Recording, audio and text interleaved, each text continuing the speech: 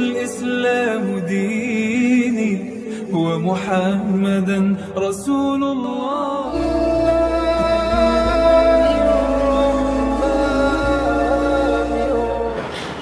Bismillahirrahmanirrahim. Rabbi israh li sadri wa yassir li amri wahlul 'uqdatam min lisani yafqahu qawli. Amma ba'd. Assalamualaikum warahmatullahi wabarakatuh.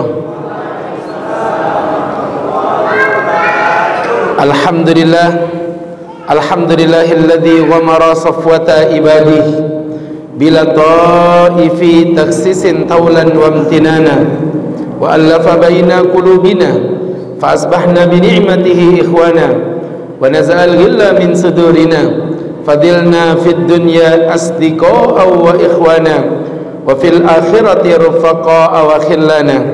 اللهم صل وسلم وبارك على رسول الله سيدنا ومولانا وحبيبنا محمد وعلى آله وصحبه ومن تبعهم بإحسان قولا وفعلا wa'adlan ila yaumil qiyamah. Hadratul muhtaramin, kepada para alim ulama, tokoh masyarakat, wabil khusus ketua yayasan, ketua DKM Masjid Raya Al-Insan yang mencintai Allah dan insyaallah dicintai dan disayangi Allah Subhanahu wa taala. Amin. Alhamdulillah, tidak ada yang lebih indah dibandingkan dengan indahnya nikmat bersyukur. Bukan kaya yang membuat kita bersyukur, tapi rasa syukur yang membuat kita merasa kaya. Makanya mohon maaf bapak-bapak yang berbahagia, ya, saya berdakwah keliling Indonesia, itu melihat orang Indonesia ini nggak pernah mati gaya dalam bersyukur, Pak. Ya, ada orang punya duit namanya tasyakuran, orang punya istri namanya walimahan, orang punya anak namanya akikahan. Bahkan saya pernah diundang salah satu hotel, Pak, terkenal begitu. Dia telepon saya, Pak Ustadz berkenan ceramah di tempat kami. Oh, insya Allah bisa. Tapi Pak Ustadz, tapi apa? Ini tempatnya di hotel, Pak Ustadz. Oh, nggak apa-apa Mas, orang dakwah mau dilokalisasi mau dimanapun nggak masalah, yang penting acaramu yang bener ya, jangan main-main kamu. Enggak Pak Ustadz, ini acaranya cuman syukuran. Oh, kalau syukuran saya maulah, cuman kalau boleh tahu syukuran apa dulu ini? Alhamdulillah kalau Ustadz berkenan, sudah 2 tahun kami ingin didatengin Ustadz. Ini acaranya syukuran, Tad, dalam rangka pembukaan diskotik baru, Pak Ustadz. Bapak kok ketawa begitu, Pak? Kayak member platinum gitu ya. Jadi Masya Allah, Pak. Bapak mohon maaf ya, kenapa Mbak? Ya, saya berharap Ustadz datang biar diskotik kami makin barokah dan dilindungi Allah. Barokah gundulmu situ ya. Jadi pelajarannya apa pelajarannya? Saya tuh jadi mikir, oh kalau orang tinggal di hotel saja, dalam dunia gemerlap saja bisa bersyukur, lah apalagi orang macam Bapak Ibu ini, orang-orang baik. Ini wajahnya saja wajah-wajah yang memancarkan aura keimanan, walaupun potongan tetap mencurigakan. Ya, termasuk yang MC tadi sama juga, nggak beda. Jadi artinya hadirin, dari sini Ustadz belajar ya. Oh, ternyata kalau syukur terhadap nikmat yang madruk bil ain, nikmat yang kasat mata, itu mudah, Pak. Orang awam pun bersyukur. Lo preman dapat duit bersyukur nggak kira-kira? Bersyukur. Tapi mohon maaf, ada nikmat yang ghairu madruk bil ain, nikmat yang tidak kasat mata. Nikmat apa itu Pak Ustadz? Contohnya nikmat persaudaraan, contohnya nikmat keindahan dalam ukhuwah persaudaraan, contohnya nikmat ibadah, contohnya nikmat keimanan, dan salah satunya yang tak nampak mata adalah nikmat istiqlal, nikmat kemerdekaan yang diberikan Allah kepada kita. Jadi ini sering kalau ngomongin masalah cinta tanah air, kita ditabrakkan dengan 2 peradaban. Seakan-akan kita disuruh milih, Pak. Mohon maaf, Anda ini nasionalisme atau religiusme. Jadi Anda pro nasionalis atau religius. Seakan-akan 2 item ini nggak bisa dipertemukan. Kalau Anda nasionalis cinta negara, berarti Anda nggak cinta agama. Kalau Anda religius, Anda cinta agama, berarti Anda nggak cinta sama negara. Ini pertanyaan jangan dijawab, Pak. Kenapa?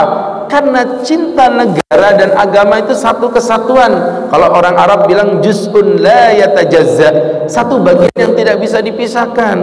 Saya pernah digituin orang, Ustadz ini sebenarnya nasionalis atau religius? Saya bilang saya dua-duanya, nasionalis religius. Tapi harus dipilih, Tat. Oke, saya pilih. Tapi syaratnya kamu pilih dulu pertanyaan saya. Nanti saya doain. Apa Pak Ustadz? Kamu pilih mana?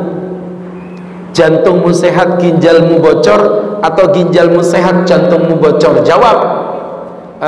Enggak dua-duanya, Tat. Nah, sama. Kenapa kita harus memilih? Nasionalis itu merah, religius itu putih. Maka memisahkan nasionalis dengan religius, memisahkan merah dan putih. Padahal Indonesia tidak akan pernah muncul kalau tidak merah putih. Jadi yang pertama nih, Ustadz bahas aja ya, nggak usah panjang-panjang.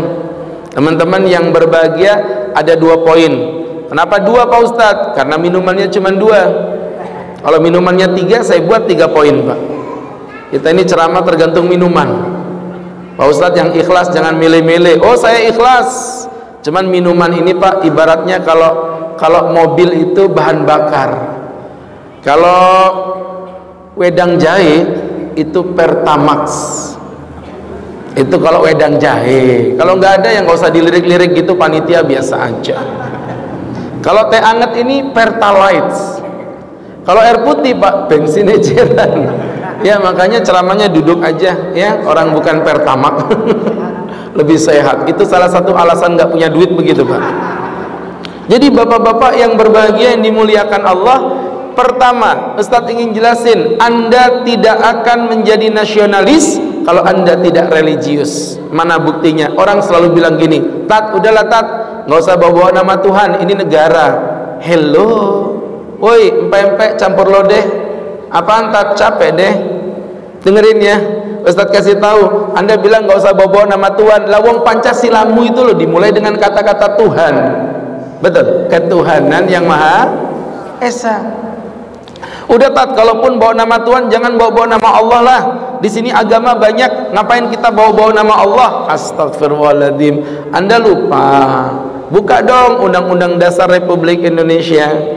Atas berkat rahmat Allah yang maha kuasa, ada lafaz Allahnya, dan didorong oleh keinginan yang luhur supaya berkehidupan berkebangsaan yang bebas, maka rakyat ini menyatakan dengan ini kemerdekaannya. Jadi merdeka yang kau rasakan tidak mungkin ada kalau tidak ada kalimat Allah yang maha kuasa. Ini paham gak sih orang-orang ini? Pak, Bu, ini lama-lama Ustadz pulang ke Kalimantan baru tahu rasa loh, Bu. Ibu jangan nyuekin saya. Jika ada lampu, lupakan lilin, Bu. Jika ada aku, lupakan yang lain. Tuh, ya kan? Bapak nggak ngerti pantun sih, cakep begitu loh, Pak. Nggak gaul Bapak ini. Kata orang Betawi katanya main pantun, ya. Jadi teman-teman yang berbahagia, jamaah al-insan yang dirahmati Allah. Jadi nama Allah tuh ada tuh. Makanya saya sering ditabrak begini, Ustadz, antum ini Indonesia, kenapa pakai gamis? Harusnya orang Islam ini kita pakai baju batik. Kita ini nasionalisme, NKRI. Mas, saya tahu batik ini pakaian kita. Saya suka batik, tidak larang pakai baju batik. Tapi kenapa saya pakai baju gamis? Kau bilang katanya gamis itu tidak cinta dengan negara. Nah, sekarang gini aja, Pak, mohon maaf, kita lurusin sejarah nih biar nggak putar balik fakta.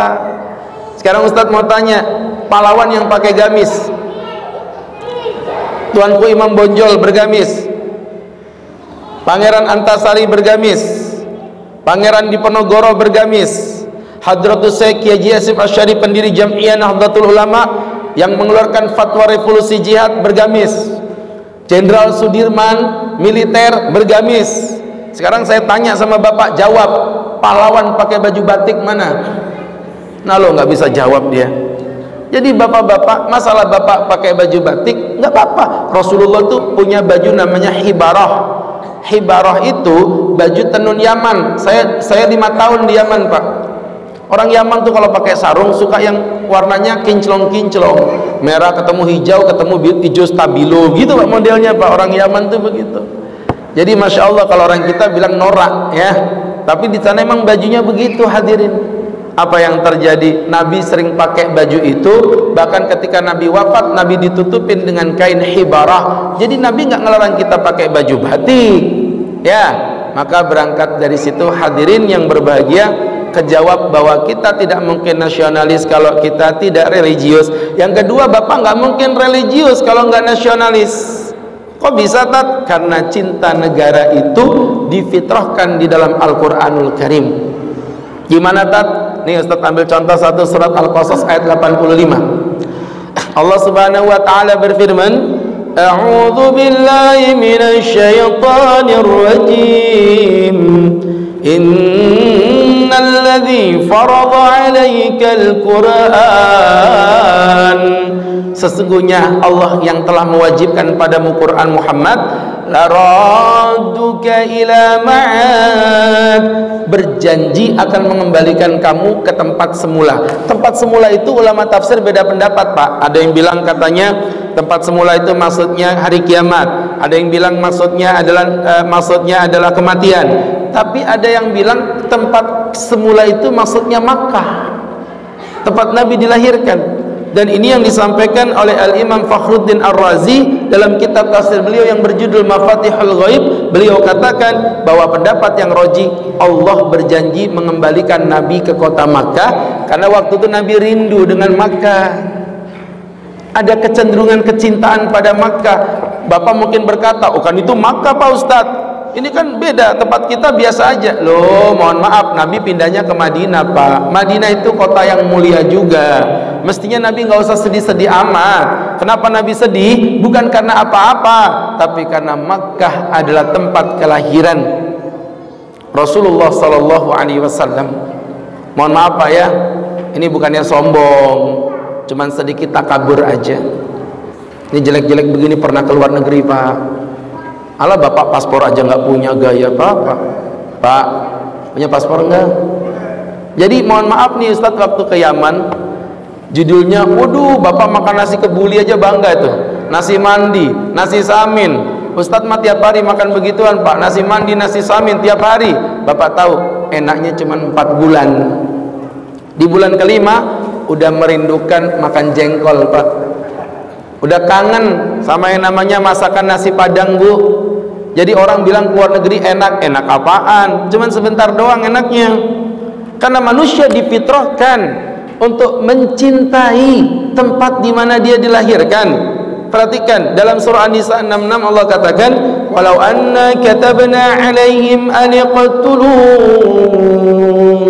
andai kata aku wajibkan orang-orang itu untuk membunuh diri kalian sendiri, an yaqtulu anfusakum, ayo coba bunuh dirimu, aw ikhriju min diyarikum, atau kamu kuusir dari negara tempat kamu di mana kamu berada, ma fa'aluhu illa qalilum minhum, enggak ada yang bakal mau. Kata Imam Az-Zuhaili, beliau menafsirkan ayat ini, kata beliau, fihi isyarah sariha ila ta'alluqin nufus al-basyariyah ila ta'alluqin nufus bi biladiha. Dari ayat ini menunjukkan bahwa manusia diciptakan fitrahnya mencintai tempat negeri di mana dia berada. Nah, maka dari situ muncul pertanyaan lagi, Pak Ustadz, apa pula? Terus tuh gimana tuh dengan model-model macam ala-ala apa namanya itu mengisi hari kemerdekaan itu? Kita bilang katanya mencintai Pancasila. Ini Pancasila kan di zaman Nabi nggak ada. Masya Allah Pak, gini Pak, saya kasih tahu, Bapak kalau ngomong Pancasila di zaman Nabi nggak ada, betul Pak, nggak bakal ada Pancasila di zaman Nabi. Tapi Pancasila adalah serapan ayat-ayat Allah dan Quran dan hadis Nabi Muhammad. Contoh gini aja, rukun Islam.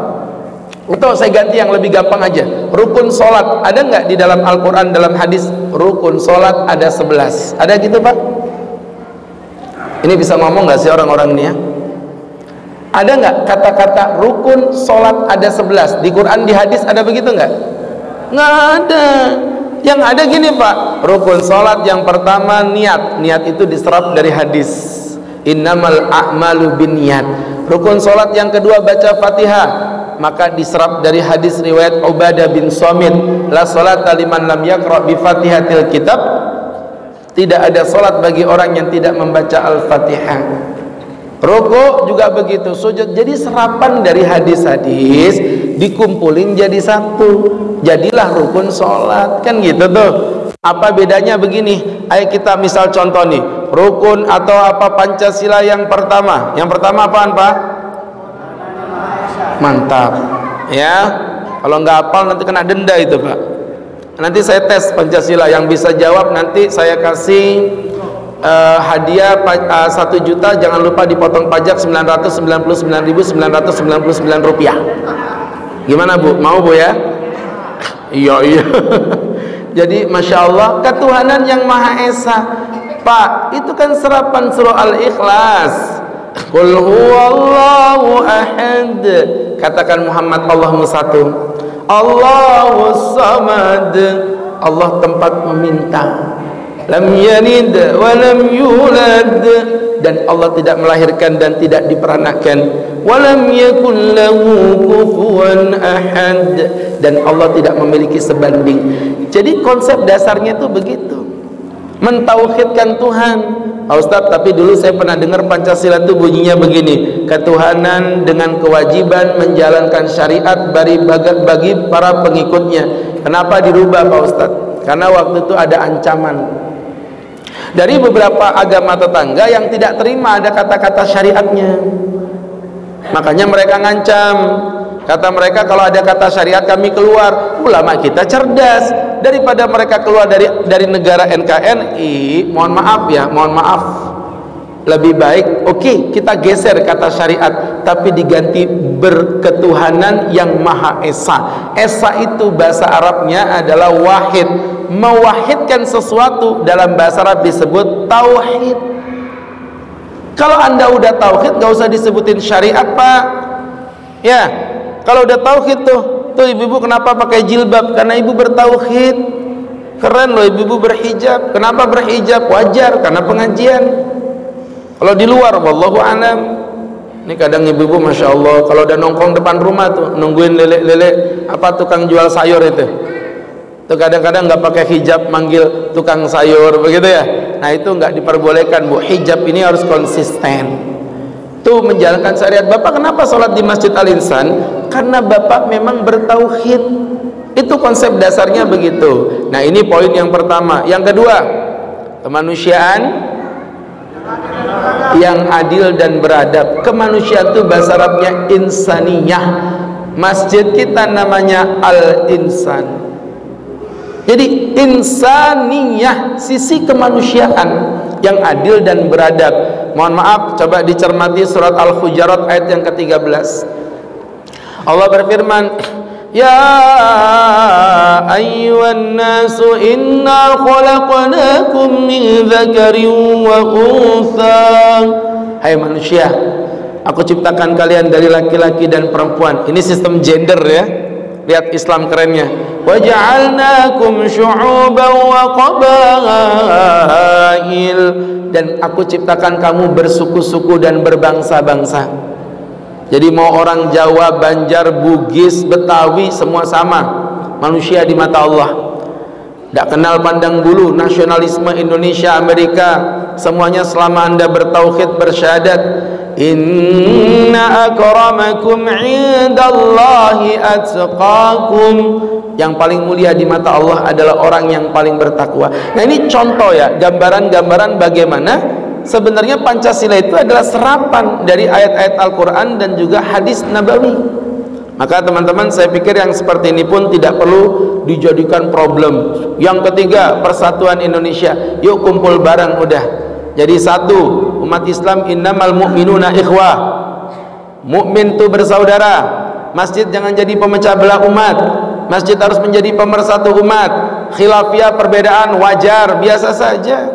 Pak, mohon maaf Pak ya, ulama-ulama kita zaman dulu tuh udah berbeda pendapat, biasa Pak. Imam Syafi'i itu beliau berkunut. Imam Abu Hanifah beliau tidak berkunut.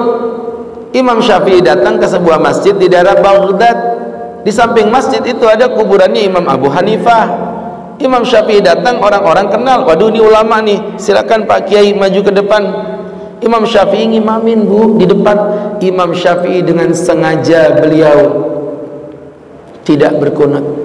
Sami'allahu liman hamidan, Allahu Akbar, makmumnya subhanallah. Tidak ada. Imam Syafi'i tetap, Imam Syafi'i sengaja meninggalkan kunut. Selesai salam, Assalamualaikum warahmatullahi, Assalamualaikum warahmatullahi. Makmumnya bilang, Imam, kenapa sampean tadi tidak kunut dengan sengaja? Nih dengerin, buka kupingnya lebar-lebar nih. Kata Imam Syafi'i, ihtiraman li sahibil maqam, untuk menghormati orang yang ada di makam itu. Siapa tadi? Imam Abu Hanifah. Imam Ahmad gantian. Imam Ahmad muridnya Imam Syafi'i, beliau nggak berkunut. Ditanya muridnya, Imam, aku tadi sholat ketepatan imamnya berkunut, apakah sholatku batal? Kata Imam Abu Hanifah begini, apakah, maaf saya ulangi, kata Imam Ahmad bin Hanbal begini, apa kau pikir aku sholat di belakang guruku Imam Malik dan Imam Syafi'i batal? Ngerti maksudnya? Jadi artinya khilafiyah itu ada, dan khilaf itu rujukannya, mohon maaf Pak, pasti ada sumber dalil. Ini kalau saya mau jelasin tapi temanya panjang ini. Masalah persatuan umat, pemahaman tentang fikul ikhtilaf. Jelaskan aja Tat. Enggak, ini kan tema kita kemerdekaan. Sekarang aja Tat, enggak bisa. Ini semacam strategi marketing lah Pak ya. Biar Bapak makin penasaran sama saya ini. Jadi teman-teman yang dimuliakan Allah Pak, Masya Allah, ulama zaman dulu saling menghargai Pak. Kayaknya zaman sekarang masih ada orang kayak gitu tuh, ya Allah. Orang tabrakan itu loh, sempat-sempatnya ditanyakin, "Bro, tolong Pak, kaki saya patah Pak." Islam apa kafir? Islam Pak. NU apa Muhammadiyah? NU Pak. NU PKB apa P3? PKB Pak. PKB-nya Gus Dur apa Muhaimin? Mati nih bocah ini ya. Ngerti nggak maksudnya? Jadi teman-teman yang berbahagia, jangan. Kemanusiaan yang adil dan beradabnya mana? Persatuan Indonesia mana? Ada sisi basyariah Pak, manusia, yang itu nggak boleh kita beda-bedain. Hatta orang non muslim pun wajib kita tolong, selama Anda nggak ganggu agama kami. Maka saya sering isi seminar tuh depan orang non muslim. Saya bilang, siapa bilang Islam itu mengganggu orang non muslim?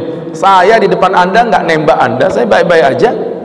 Ya, saya kasih tahu, selama catatannya Anda nggak ganggu kami. Kalau Anda ganggu kami, Anda ganggu saudara kami, Anda senggol saudara kami, ikan bawal, ikan teri.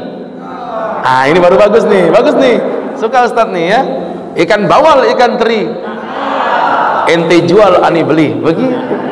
Jadi teman-teman yang dirahmati Allah, jelas Bu ya. Jadi mohon maaf, nggak boleh begitu. Anda nggak bisa ngekeh, ta'assub itu nggak boleh Pak, fanatik dalam beragama. Ketepatan ini jurusan saya. Jadi saya ini alumni Al-Ahqaf University. Saya di kelas 3 tingkat di bawahnya Buya Yahya. Ya, Buya Yahya Cirebon itu sekamar dengan saya. Dulu saya manggilnya Abang Yahya. Sekarang ke pondoknya situ teleponan sama beliau, malu manggil abang, sudah panggilannya Buya. Ini juga sama panggilannya Buaya. Ya, mirip-mirip aja kita nih Pak. Cakep dari mana? Orang buaya cakep ya. Jadi teman-teman ngajaklah ya orang Al-Insan ini ya. Jadi teman-teman yang berbahagia, dengerin Ustadz ya. Jadi artinya apa? Persatuan umat Islam jangan mau dipecah belah Pak. Masalah khilafiyah begini nih, yang kunut sama nggak kunut, kamu berkunut bodoh, kamu nggak kunut bodoh. Ya Allah, Bapak tahu yang seneng siapa? Yang seneng itu yang tidak sholat subuh. Iya Pak, saya ini ceramah mohon maaf Pak ya, saya pakai tolak ukurnya masjid besar aja. Ustadz ceramah ngisi pengajian di Masjid Islamic Center Samarinda, masjidnya gede kayak Masjid Nabawi, sesat gak jangkep Pak. Ustadz ceramah di Masjid Al-Jabbar Jawa Barat, satu saf gak lengkap. Beda sama Al-Insan. Tadi saya ngobrol dengan pengurus, saya tanya kalau subuh gimana? Alhamdulillah Tat, di sini kalau subuh jemaahnya full sampai keluar. Ya, keluar. Nah, di luar semua, ada yang di dalam, maksudnya begitu. Jadi teman-teman, ibu bangunin suaminya, bu, ibu dosa loh, serius. Ibu kalau membiarkan suami tidur nggak sholat subuh, aduh, itu istri yang tidak cinta dengan suaminya. Sudah dibangunin tapi tidak mau bangun dia. Nah, ibu banguninnya salah. Ibu bangun tidur langsung bangunin suami. Jangan bangun tidur, ibu ambil air wudhu dulu, ibu sholat dulu, baru selesai sholat bangunin suami. Tapi lepas dulu mukenahmu, bu.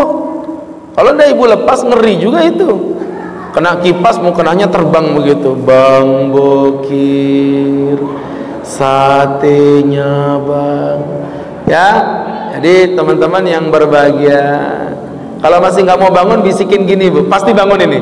Ayah bangun, kamu katanya mau kawin lagi, pasti bangun itu, ya, asli, langsung bangun, bu, ya. Jadi teman-teman yang dimuliakan Allah, daya masalah khilaf itu singkirin. Persatuan ini lebih penting dari segala-galanya. Masjid jadi pemersatu umat. Ada dulu, masya Allah, ini ada cerita nih. Kalau bapak mau saya ceritain, saya ceritain. Tapi kalau bapak nggak mau juga nggak apa-apa. Tapaknya bapak nggak mau, ya sudah. Kalau nggak mau kita lewatin aja, ya. Nggak mau nggak bisa, udah telat, males, ya. Jadi teman-teman, cakep. Jadi ceritanya gini, pak, aneh kasih tahu, pak. Jadi masya Allah ada Kiai Muhammadiyah mampir ke temannya Kiai NU. Adalah Kiai NU itu salah satu suku, pak. Aduh, NU-nya kenceng banget. Saya nggak mau nyebut namanya lah, ya. Namanya tidak mau saya sebut, rahasia, karena kita ini NKRI. Jadi dia cerita sama saya, "Loh, kalau di tempat kami yang namanya NU sudah harga mati, Pak Ustaz." Adalah salah satu suku begitu, saya tidak mau nyebut nama sukunya. Kalau di tempat kami itu NU sudah harga mati, duh remak, cong begitu. Datang lagi Kiai Muhammadiyah ini. Akhirnya waktu itu buka puasa bersama. Selesai buka puasa, Kiai Muhammadiyah ini disuruh jadi imam tarawih. Beliau tuh nggak mau, karena beliau tahu ini pasti beda nih. Kan biasa 11, kalau NU kan biasa 23, pak. Akhirnya Pak Kiai NU aja. Kiai NU bilang, enggak Pak Kiai Muhammadiyah. Nah, demi menghargai perasaan makmum, Kiai Muhammadiyah ini berlapang dada. Bapak-bapak, mohon izin, saya ini Muhammadiyah, saya biasa 11, bapak kan NU biasa 23, mohon izin, ini mau 11 apa 23? Kalau kami pokoknya 23 sampai tetes darah penghabisan, Pak Kiai. Nggak bisa. Waduh, mantap. Nggak apa-apa, sabar 23, saya 23. Tapi Kiai Muhammadiyah ini mantap, pak. Baru 8 rakaat itu udah 1,5 jam. Wih, ngeri itu. Pas 8 rakaat balik badan. Bapak-bapak jadi gimana? Mau 23 atau 11 aja? Kayaknya 11 saja, Pak Kiai, kami sudah tidak tahan lagi. Mendadak jadi Muhammadiyah semua, ya. Ngerti maksudnya? Adalah, nggak usah kayak gitu tuh. Al-Insan jangan, pak. Ini masjid kita masjid percontohan. Kita bersyukur masjid kita berada di posisi masya Allah tengah kota, ya kan, pinggir jalan raya. Kita hidupkan untuk menjadi masjid pemersatu umat. Jadi nanti buat hashtag masjid pemersatu umat. Begitu. Kemudian yang keempat, teman-teman, kerakyatan yang dipimpin oleh hikmat, kebijaksanaan dalam permusyawaratan perwakilan. Lah itu kan firman Allah Subhanahu wa taala dalam surah Ali Imran 159, wa amruhum syura bainahum wa amruhum, dan perkara mereka. Perhatikan teman-teman yang dimuliakan Allah Subhanahu wa taala, wa amruhum faida wastaghfir lahum wasyawirhum fil amr. Begitu perintah Allah. Dan bermusyawarah engkau dalam perkaramu. Jadi kita bermusyawarah itu nggak apa-apa selama tidak bertentangan dengan syariatnya Allah. Kalau zina nggak bisa di voting. Nanti zina bapak voting halal apa haram, suara terbanyak mengatakan halal, Pak Ustadz, terus jadi halal gitu? Ya enggak lah, nggak bisa, Pak.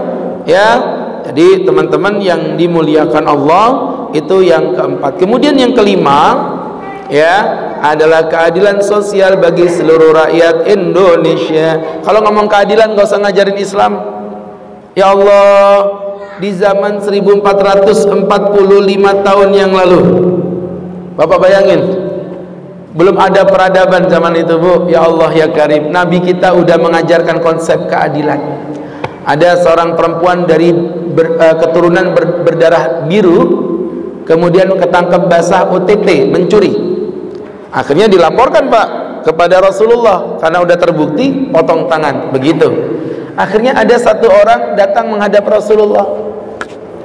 Ya Rasulullah, tolong ya Nabi, kami mohon ya Rasul, janganlah dipotong tangannya, kasihan ya Rasul, dia itu orangnya derajatnya tinggi ya Nabi. Apa kata Nabi? Hei sahabatku, sini, aku kasih tahu, lau anna Fatimah binta Muhammadin, andai kata Fatimah anak Muhammad, jangankan anaknya berdarah biru, nih anaknya Muhammad yang punya hukum ini, sarakot, mencuri, jangan orang lain, laqata'tu yadaha, aku Muhammad yang akan memotong tangannya sendiri. Coba Pak bayangin Pak, ya Allah, Nabi bilang apa? Innama halaka umamun min qablikum, telah hancur umat sebelum kalian. Kenapa? Mereka hancur idza saraqa fihimud dhaif, jika yang mencuri orang lemah, aqamu alaihil had, mereka tetapkan hukuman itu. Tapi kalau yang mencuri orang mulia, yang mencuri pejabat, yang mencuri adalah orang-orang yang hebat, yang mencuri adalah pemimpin, maka mereka akan melepaskannya. Allah. Jadi konsep keadilan sudah ada di zaman Rasulullah. Ya, makanya kalau kita ngomong keadilan sosial bagi seluruh rakyat Indonesia, Rasulullah udah ngajarkan keadilan itu kepada kita, Pak. Makanya mohon maaf Bu ya, kita nggak usah ngomong skema negara ini terlalu rumit ini Pak. Mohon maaf, dalam rumah tangga aja. Bapak punya anak dua, Bapak nggak adil, Bapak dosa. Suatu ketika ada seorang sahabat bilang, ya Rasul, ini budakku aku hadiahkan untuk anakku yang laki-laki. Nabi tanya, apakah anak perempuanmu kamu beri budak juga? Kata Nabi, kata orang ini, tidak ya Rasul. Kata Nabi, jangan kau persaksikan aku dalam ketidakadilanmu. Coba bayangin, sampai sebegitunya loh Pak, konsep adil di dalam Islam itu. Jadi teman-teman yang dimuliakan Allah, maka kita sepakat, maka spirit Islam itulah yang akhirnya menggerakkan negara ini bisa merdeka. Bapak lupa bahwa kemerdekaan kita tanggal 17 Agustus 1945 itu dilaksanakan di rumah seorang pengusaha berbangsa Arab keturunan Yaman, seorang muslim taat beragama. Dia wakafkan rumahnya untuk kemerdekaan bangsa kita. Bapak lupa 17 Agustus 1945 jatuhnya hari Jumat, harinya orang Islam. Bapak lupa, buka kan punya Google itu, punya kuota nggak sih? Ada kuotanya kan? Nanti keren aja HP-mu nggak ada kuotanya. Pak, mohon maaf Pak ya, Bapak googling nanti di rumah, jangan di sini. 17 Agustus 1945 itu ternyata jatuh di bulan Ramadan Pak. Jadi negara kita ini merdeka Bu, itu berkat mulutnya orang-orang yang berpuasa loh. Makanya lihatin gesturnya Pak Soekarno waktu membaca proklamasi kan lemes gitu ya. Proklamasi, lapar itu. Lagi puasa guys. Ngerti nggak sih? Jadi teman-teman yang berbahagia, ya Allah ya Karim. Ya, jangan pisahkan Islam dari negara ini. Negara ini merdeka itu di atas spirit keislaman. Sembarangan aja. Resolusi jihad, pekikannya Bung Tomo waktu menggerakkan pasukan di Surabaya melawan penjajah Inggris, pakai pekikan apa Pak? Takbir, Allahu Akbar, Allahu Akbar, begitu, bukan cuak, bukan. Itu anak alay itu. Yang tua-tua nggak ngerti cuak dia Pak, nggak gaul Bapak ini ya. Jadi teman-teman yang dirahmati Allah Subhanahu Wa Taala, ayo kita belajar. Yuk, jangan putus sejarah. Seakan-akan Islam tidak turut andil dalam kemerdekaan, padahal kemerdekaan bangsa Indonesia yang kita cinta ini murni berasal dari serpian dakwah para ulama yang mengajarkan rahmatan lil alamin. Hanya Masya Allah, bapak-bapak, Islam dibilang teroris, itu lucu sebenarnya. Saya bilang, dari mana Anda bisa bilang begitu? Ya, iya Pak Ustadz, tapi Islam ini benar-benar loh Pak Ustadz. Saya pernah Pak ketemu dengan seorang Ibu Lurah. Saya pikir Bu Lurah itu istrinya Pak Lurah. Ternyata bukan. Ini Bu Lurah beneran. Dia lurah dan dia belum nikah.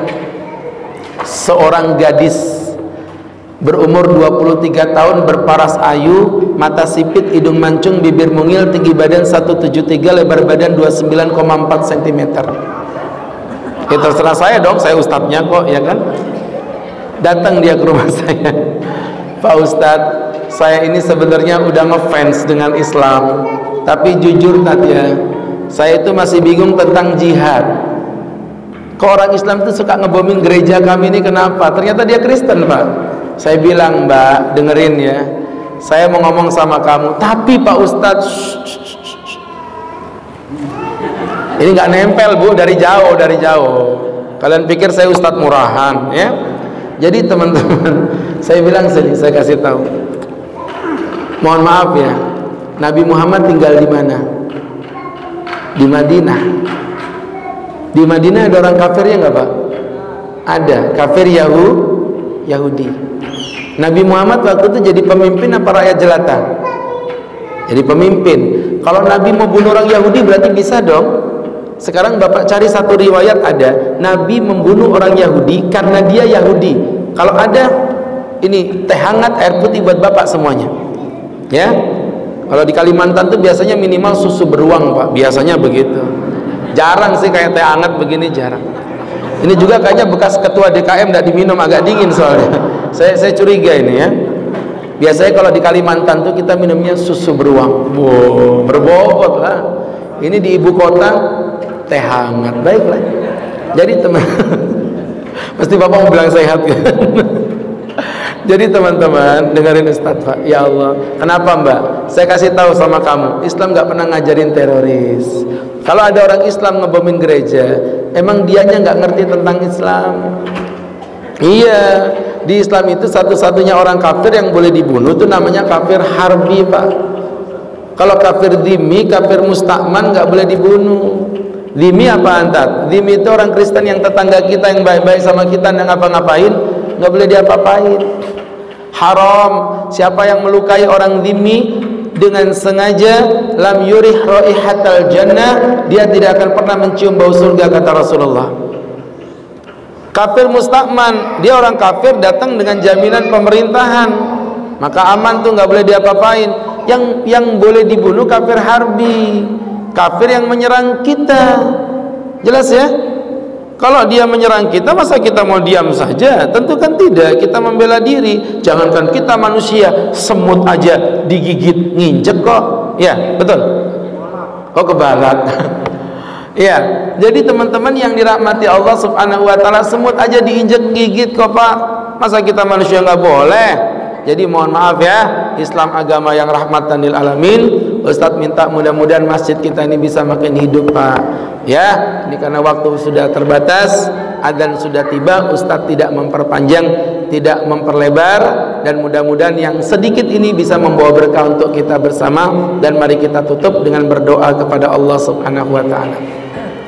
Amin amin alhamdulillah rabbil alamin hamdan wa fi ni'amahu wa yukafi mazida ya rabbana lakal hamdu kama yanbaghi li jalali wajhika wa 'azimi sultanik. Allahumma salli wa sallim wa barik ala rasulika sayyidina Muhammadin fil awwalin wal akhirin wa fi kulli waqtin wa hin wa fil mala'il a'la ila yaumiddin. Inna nas'aluka minal khair kulli 'ajili wa ajili ma na'lam minhu wa ma la na'lam, na'udzu bika minasy syarri kulli 'ajili wa ajili ma na'lam minhu wa ma la na'lam. Allahumma ma qadaita lana min amrin jal akibatahu rusda ya Allah ya dzal jalali wal ikram ya hayyu ya qayyum bi rahmatika nastaghith wa min 'adzabika nastajir bi rahmatika la takilna ila anfusina wa la ila ahadin min khalqika tarfata 'ain waslana sunana bima aslahta bi ibaduka salihin. Rabbana atina fid dunya hasanah fil akhirati hasanah wa qina 'adzaban nar.